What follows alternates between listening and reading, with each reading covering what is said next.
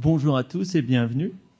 On va donc parler hip-hop. On va pas faire du hip-hop, je vais pas vous faire danser dans la salle et vous n'allez pas nous voir danser. J'aimerais déjà que vous sortiez de votre poche votre téléphone portable et que vous me le montriez. Avec cet outil, ce smartphone que vous avez tous, vous pouvez devenir un hip-hopper. Qu'est-ce que c'est un hip-hopper? C'est un jeune qui va aller à la rencontre d'un ancien avec son téléphone et qui va collecter la parole de cet ancien. Hip-hop, c'est un projet qui va faire de la formation aux médias. On va faire du journalisme, des techniques d'interview, on va faire de la prise de vue et on va faire du montage. C'est un projet également qui fait de l'éducation au développement durable. Les sujets traités sont des sujets environnementaux et sociaux sur notre monde qui change à une vitesse très très vite. Et cette rencontre entre le jeune et le vieux ou l'aîné va permettre une transmission d'un patrimoine oral. Ce projet, il est donc piloté c'était par l'IRD et RFI Planète Radio, qui appartient au groupe France Média Monde. Donc une brève présentation, bien que vous connaissez tous l'IRD. C'est 60 représentants dans le monde. C'est le plus petit établissement de recherche français, avec 2000 personnes, comparé au CNRS où ils sont 10 000. Et il est bien sûr installé hors de France, dans les pays en développement et en Outre-mer. Le groupe France Média Monde, RFI, c'est le service de coopération RFI Planète Radio, dont je suis le représentant ici. C'est le service de coopération radiophonique de France Média Monde. France Média Monde, c'est RFI, France 24 et MCD. RFI, c'est 12 langues et 40 millions d'auditeurs semaine. France 24, c'est 4 langues et 200 millions de foyers touchés. Et la radio MCD, c'est la radio du pourtour méditerranéen.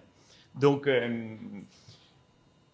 Hip-Hop est un projet qui a été conçu suite à la COP21 avec France Média Monde et l'IRD et qui a été testé depuis un peu plus d'1 an et demi dans la région, Vanuatu, Nouvelle-Zélande, Fidji, Nouvelle-Calédonie, et qui est en train de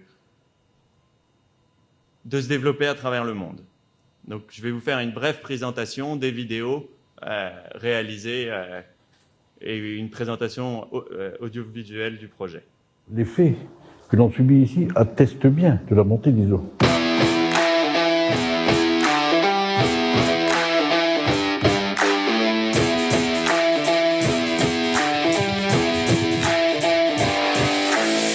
On dit que le récif devient blanc. Oui, je l'ai vu. Mais il repousse. La terre et la mer. Ça va changer, tout à fait. C'est de pire en pire.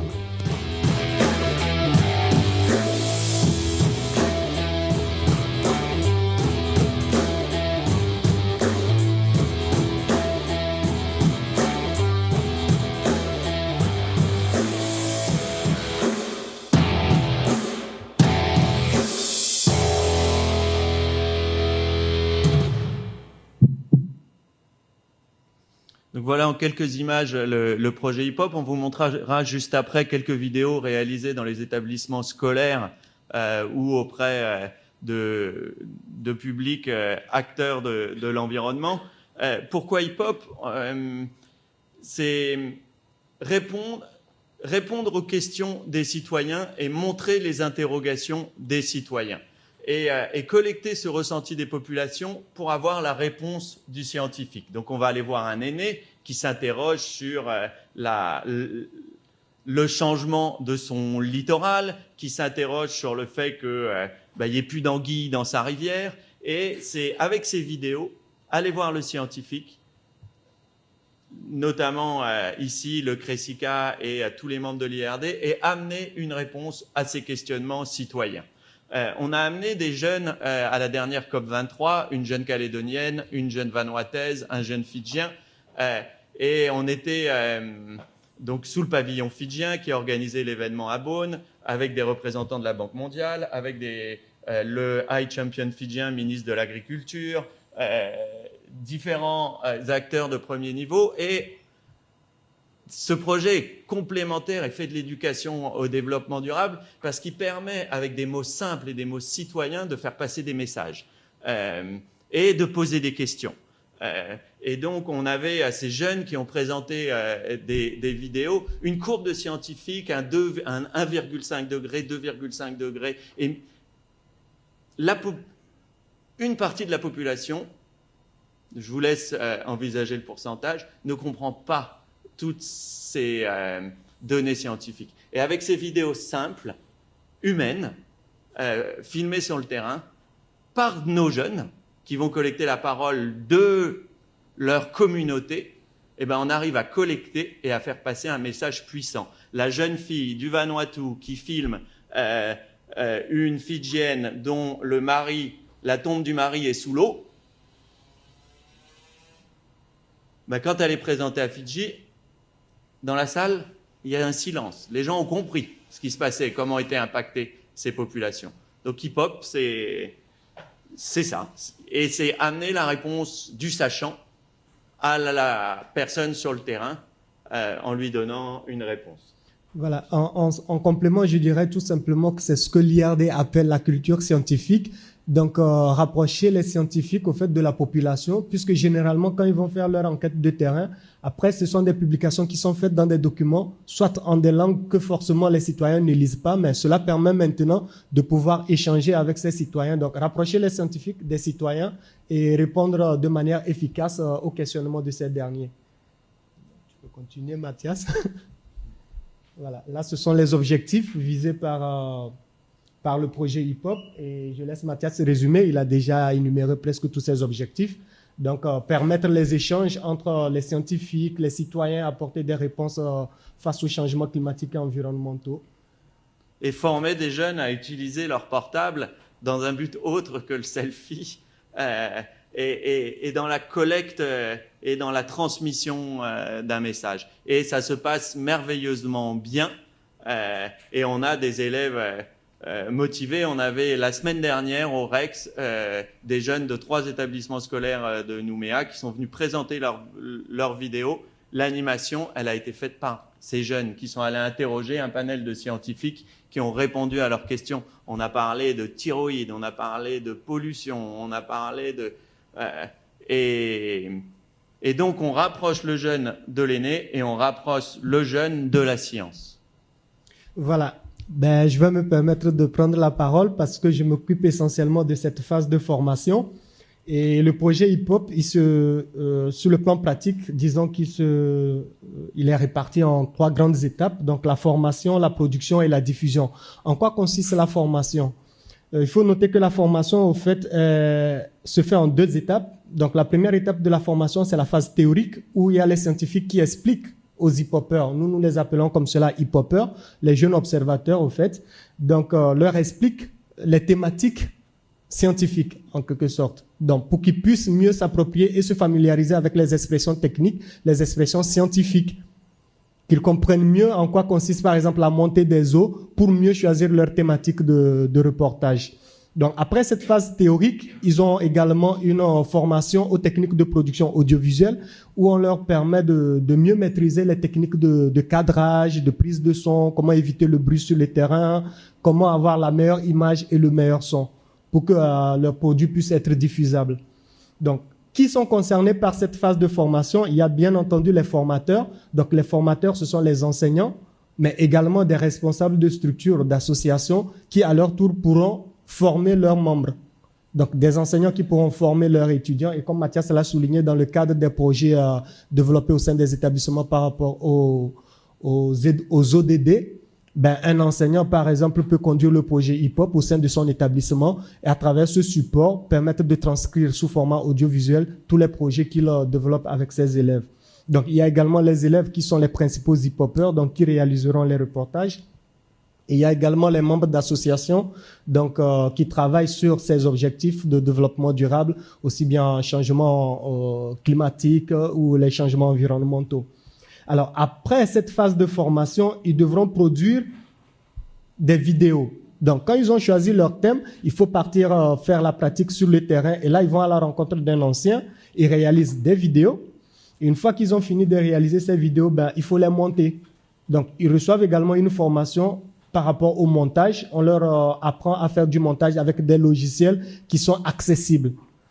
Ça, je tenais à le souligner parce que la formation, c'est pas une production audiovisuelle de haut niveau, c'est avec les moyens de bord, comme vous pouvez le remarquer sur la table. Donc, c'est du matériel qui coûte très moins cher et qui est accessible, donc qui permet de réaliser ces vidéos professionnelles. Une fois qu'elles sont réalisées, ben, il faut les diffuser. Et où est-ce qu'on diffuse nos vidéos? Sur les réseaux sociaux, bien entendu, qui sont les plateformes fréquentées par la jeunesse d'aujourd'hui. Il y a également un site web développé dans le cadre du projet hip-hop pour la diffusion de ces vidéos. Et il y a également des partenariats qui sont en train d'être développés avec les médias, donc Calédonia en Nouvelle-Calédonie et France Télévisions, donc tout le bouquet de France Télévisions. Et localement, nous organisons également des sessions de projection débat public où nous convions des scientifiques qui sont présents et les citoyens également sont présents et on diffuse ces vidéos. À l'issue de ces projections, ben, il y a des débats qui sont engagés avec les citoyens et les scientifiques. Alors là, nous allons vous présenter, comme Mathias l'avait souligné au départ, quelques vidéos qui ont été réalisées par les jeunes hip-hopers.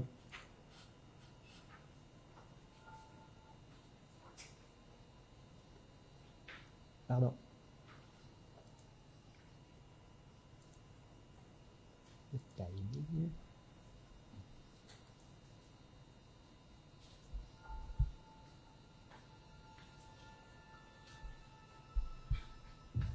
Je suis JB, originaire de la tribu de Teuta, dans le district nord de Saint-Joseph-d'Ouvert. À l'époque, on va dire qu'on peut marcher dans une forêt de mangroves. Et tout partout, on va voir la mangrove. Et aujourd'hui, on remarque bien que une partie de la mangrove qui recule. Il y a une partie de la mangrove qui mord. C'est un peu notre mère nourricière, la mangrove. On y trouve de tout à l'intérieur.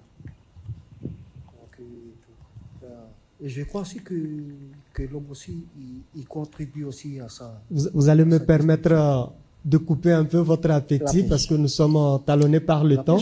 Mais je souligne tout simplement que toutes ces vidéos sont déjà accessibles sur le site web que vous avez en dessous là, donc hiphop.network, où vous pouvez visionner toutes les vidéos qui ont été produites jusqu'à présent. Et ça risque un jour d'être... Donc nous allons passer, peut-être après on reviendra dessus. Et cette vidéo a été réalisée par quelqu'un qui n'avait jamais fait de vidéo avant. AOVA, et qui est un des membres du comité de gestion en charge de la zone inscrite au patrimoine mondial. Et là, nous allons passer à un petit bilan de hip-hop aujourd'hui. Mathias? Donc, on va essayer quand même de vous mettre des vidéos, mais on a lancé le projet dans la zone, je vous l'avais dit, sur 4 pays. En termes de chiffres, on a plus de 130 aujourd'hui hip-hoppers en Nouvelle-Calédonie, avec plus de 55 capsules produites. On se rend compte qu'il y a une appropriation de l'outil par la jeunesse qui est hyper simple. Et donc, hip-hop rentre dans une nouvelle phase. On lance ce qu'on appelle un MOOC, donc c'est Massive Open Online Massive Online Open Class avec l'école des Gobelins. L'école des Gobelins, elle a été 2 fois meilleure école d'animation au monde. Et ce MOOC qu'on va faire, qui est réalisé des vidéos avec votre portable, a été élu l'année dernière meilleure classe en ligne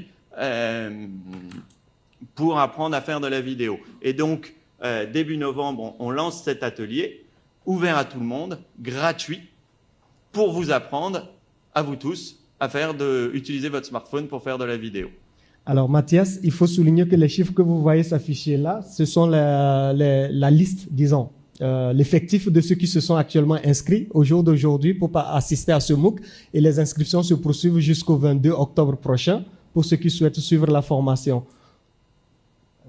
Et donc on rentre dans une nouvelle phase globale du projet hip-hop avec une diffusion globale sur les antennes de France 24 et de France Télévisions.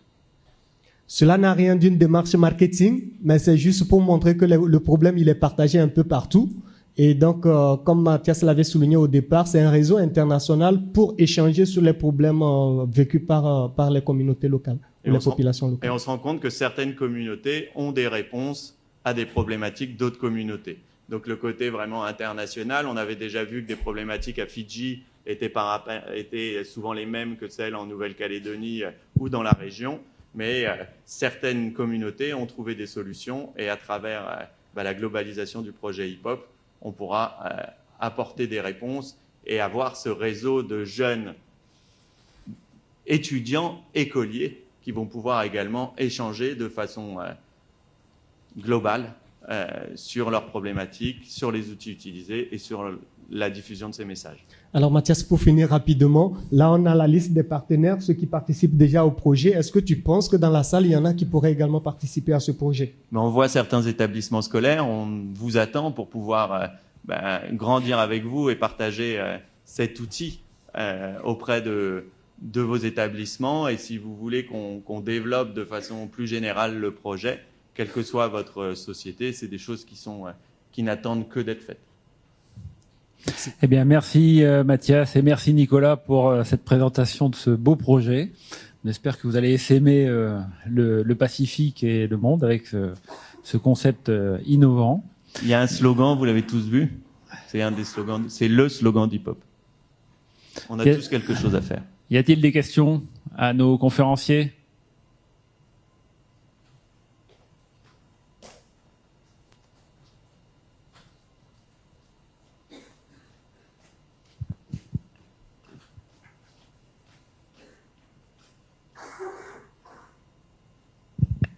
Bonjour.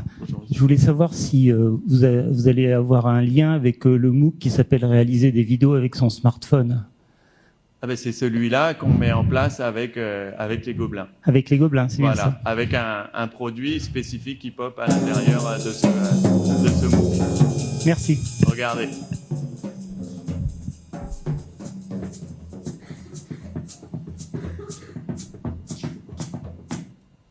Donc, en complément, tout simplement, il faut dire qu'au fait, on n'a pas la possibilité physiquement de répondre à toutes les demandes, mais à travers ce MOOC, on peut toucher tout le monde. Donc, voilà pourquoi il a été initié.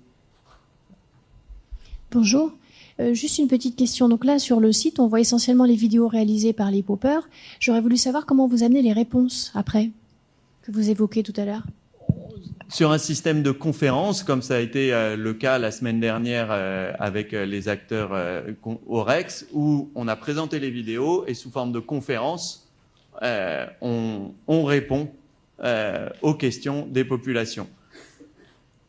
Une autre initiative et une autre possibilité, c'est d'avoir la réponse en vidéo à la suite de cette vidéo. Mais on reste sur des formats courts, de télévision et de web où on est sur du 1:30 à 2:30 et avoir la réponse dans la question nous ferait des vidéos de 5 minutes. Mais c'est des choses qu'on a testées, qu'on a mis en place et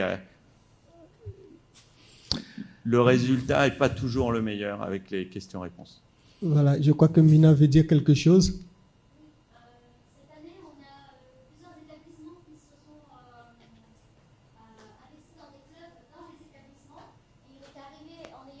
Des questions sur... Pardon, excusez-moi. J'ai eu des questions, par exemple, des élèves qui étaient sur leur environnement immédiat. C'était pourquoi est-ce qu'il y a des tags, pourquoi est-ce qu'il y a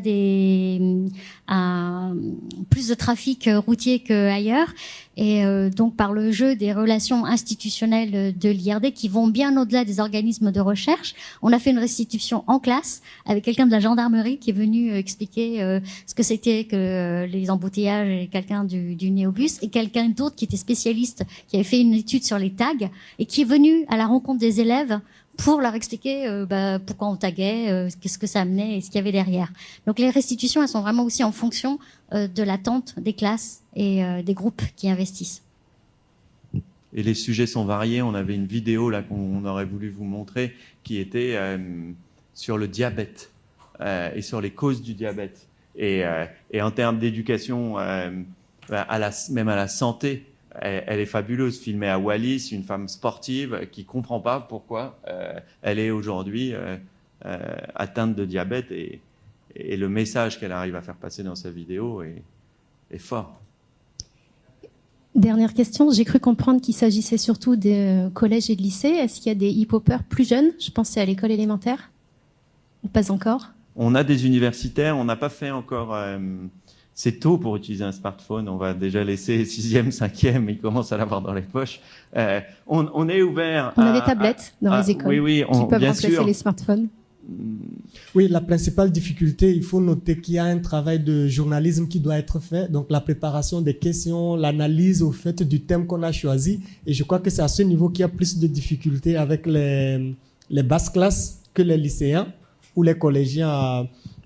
Côté technique, il n'y a pas de souci parce qu'ils maîtrisent parfaitement le smartphone, mais la préparation de l'interview, côté théorique, l'analyse au fait de la conduite de son interview, c'est le côté qui est un peu plus compliqué en termes d'analyse de données au fait.